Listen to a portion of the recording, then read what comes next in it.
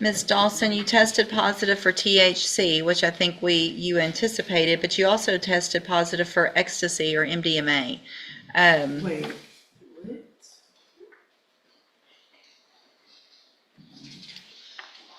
He just said it was a steroid though. And I got a shot. I went to the hospital, I had a bad UTI. It was bad to the point where they had to give me a shot in my butt. They told me I get in my butt, or right here. I told her I wanted to get in my butt. When was that? Just last week. But MDMA, like, what is ecstasy? All right, here's what we're gonna do. No, I don't like that. Like, that's making me look bad. That's making me look bad. Well, listen, Miss Dawson, listen. I don't like There's that. worse things in here that are making you look bad than testing positive for that. Just listen. All right, you're gonna get your probation. I'm gonna do that today, but there's gonna be some conditions so that I make sure that you're not using anything that you're not supposed to, including gummies or anything that you think, whatever it is. And can I tell you this? I'm not an abuser. Last year I was just working for the state of Texas. I'm not an abuser at all. I don't. Listen.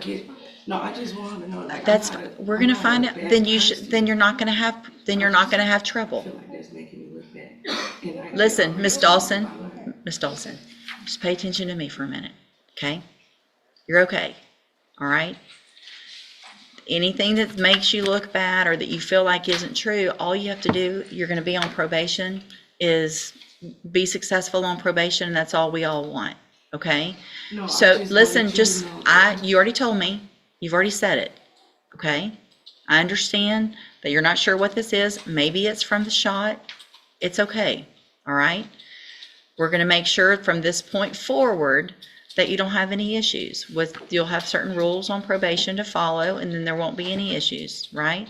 Yes, ma'am. Okay. I wasn't talking about that. I was just trying to express you, which I know you did say I was gonna have my time to talk.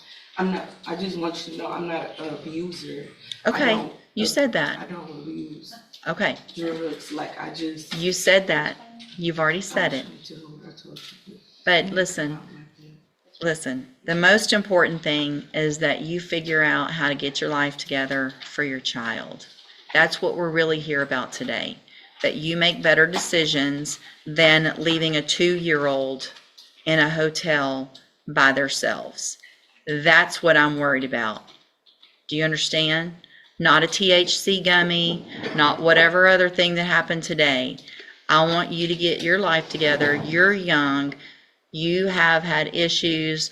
I see what's going on with your family in here. But we want to break whatever cycle that you've been a part of so that you can be there for your child. Does that make sense? Yes, ma'am. Okay, that's what we want. The best for you, the best for your child. For you to be able to make those better decisions, all right? So I'm going to find that you entered your plea of guilty previously, freely and voluntarily. Find sufficient evidence to find you guilty, but I'm not going to do that. I'm going to follow the agreement that you made with the district attorney. I'm going to defer all proceedings, place you on probation for 3 years. You're ordered to pay the $300 fine and to follow all of the rules and conditions of probation. That is going to include being assessed for any special needs that you need, any counseling, whatever it is you need, we're going to have you assessed for that. And if they say you need to go to a counselor or you need it, whatever it is, those are things to help you, and you're going to be required to do them. Do you understand?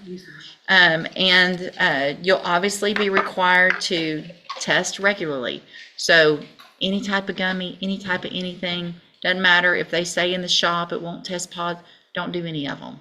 Because even if you go buy it legally, I can't know the difference. It's just going to show up on a test. So don't do any of that. If you need some help with something making you feel better, then go through that counseling and do it the right way through a doctor. Okay? That's what I was going to tell you. Like, I've been on a medicine that they Good. prescribe, like spinal top.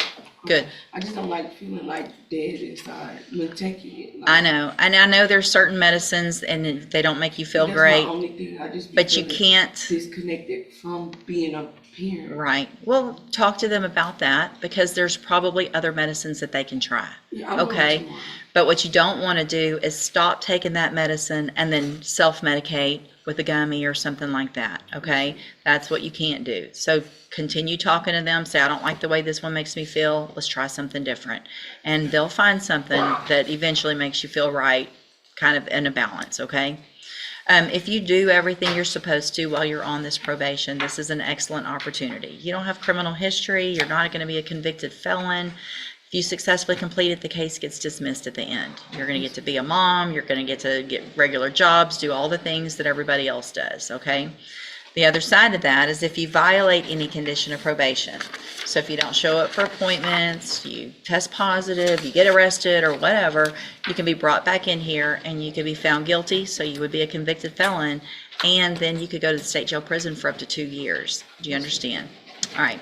You just need to have a seat here in the courtroom. Probation's going to call you up when she's ready to go over your paperwork. Okay? And I do want to apologize for me over talking you. That's not my character. That's okay. You're nervous. I know you're nervous. I know. We're good. All right. Good luck to you, ma'am. Oh, here's the, hold on. I didn't hand this. It's a trial court certification that shows this was an agreement that I followed, so you've waived your right to appeal. So just have a seat here in the courtroom and wait for her to call you up. You're Denzel Lewis. And Mr. Lewis, you were previously in court, entered a plea of guilty to the third-degree felony offense of unlawful possession of a firearm by a felon. The agreement was for a cap of 6 years in prison. I've received the pre-sentence report. Has everyone had an opportunity to review that report? Yes, Your Honor. Yes, Judge. Are there any additions or corrections? Just the argument from the defense. Nothing, Judge. In addition, I have received the jail incident reports, which have been turned over to counsel. Have you both had an opportunity to review those? I have. Also, I have received this morning and now reviewed, it looks like 4 letters of support that Ms. Holmes brought today. Mr. Smith, have you had an opportunity to review those as well? All right, then Ms. Holmes, you may proceed. Thank you, Your Honor. I've been looking at the PSI report. Mr. Lewis does have obviously previous criminal history spanning from juvenile and to adulthood. The priors that he has, it appears with burglary of a habitation. It looks like 3 cases, but they ran concurrently, in which he was placed on probation and had a revocation, in which he was sentenced to 8 years in TDC. He has since been discharged from that, Your Honor, and after being released, there was this traffic stop which resulted in a firearm being found in the vehicle in which Mr. Lewis was driving. Obviously, in reading his response to the PSI officer, I would allow him to elaborate more on that. Obviously, he did plead guilty to the offense, taking responsibility, and we are seeking probation in this case, Your Honor. We believe that at this point in Mr. Lewis's life, he understands, obviously, being incarcerated before, that it's not somewhere that he wants to go back and spend potentially 6 additional years of his life. He would like this opportunity on probation to have that opportunity to spend and get back on track with employment, to take care of his family and provide for his family. And reading those support letters, Your Honor, he does have support here from family and friends in the community that are willing to step up and help him to make sure that he is a productive citizen and he gets back on track and understands that there are just certain things with being a convicted felon that he cannot do. And I think at this point he understands that, Your Honor, and we are asking that the court give him the opportunity to be placed on probation and to finish his term while on probation. Well, I guess before we go any further, I want to make sure I understand, because Mr. Lewis, your version of this is that it wasn't your gun, it was in your girlfriend's purse, and you didn't even know her purse was in the car, much less the gun was in the purse in the car. So either you are guilty or you're not guilty of the offense. And so if you knew about it, then you're guilty. If you didn't, then a jury needs to decide. I'm pleading guilty because I was driving the car, and by me driving and then finding the gun, But the law, that's not what the law is. Yes, ma'am. I Okay, understand. so you don't get to just take a deal or plead guilty because that's what you want to do. When you were here before, you stood in front of that clerk, you put your hand up, swore that you were going to tell the truth, and I said, are you pleading guilty freely and voluntarily? Or are you pleading guilty because you did what they charged you with? And I was, and I still am. Okay. All right, Mr. Smith? Judge, I think he's been given probation before. It was not successful. He's been revoked. The actions in the jail clearly show he doesn't have any respect for authority or rules. I don't feel like he's a proper candidate for probation, so we're asking for a 6-year sentence in TDC. So, Mr. Lewis, one thing I noticed in several of these letters that friends and family members said, I think 3 of them actually used the word respectful, that you're a respectful young man. What has been going on in our jail is the furthest thing from respectful that I've seen. The number of times, and the fact that I have to say this out loud, the number of times that you choose to masturbate in front of the officers on purpose is ridiculous. Can I speak on that, Your Honor? Sure. The case wasn't on me. Somebody else had a case, and the woman even talked to the lieutenant to get it removed off of my file, but it still shows up. That was not on me. It's somebody. It's more than one time. But I. So hold on. So on April 14th, let's just go through them. On April 14th, you were in trouble for not being in your bunk, that you had been given several orders to go to your bunk.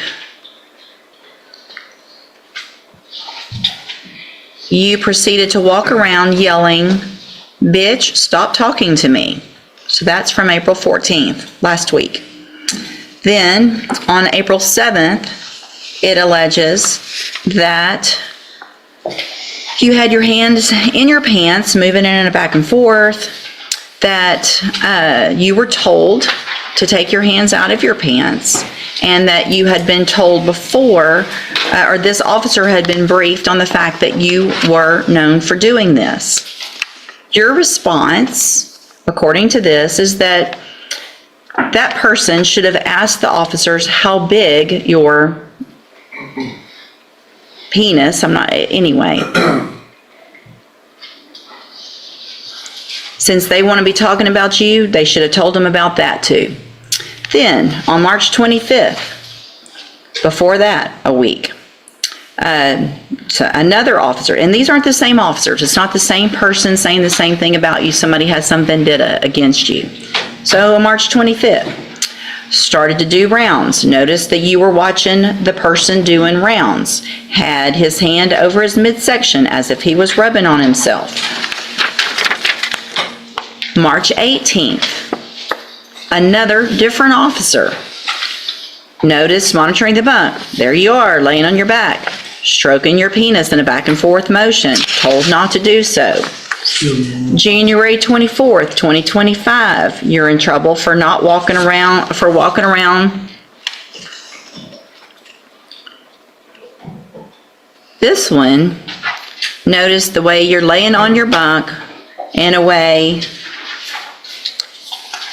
making motions under the blanket, walked past, turned around to see if you were still doing it. Then you supposedly look at this officer and say, "I'm not doing anything," while you lifted the blanket up for that officer to see it.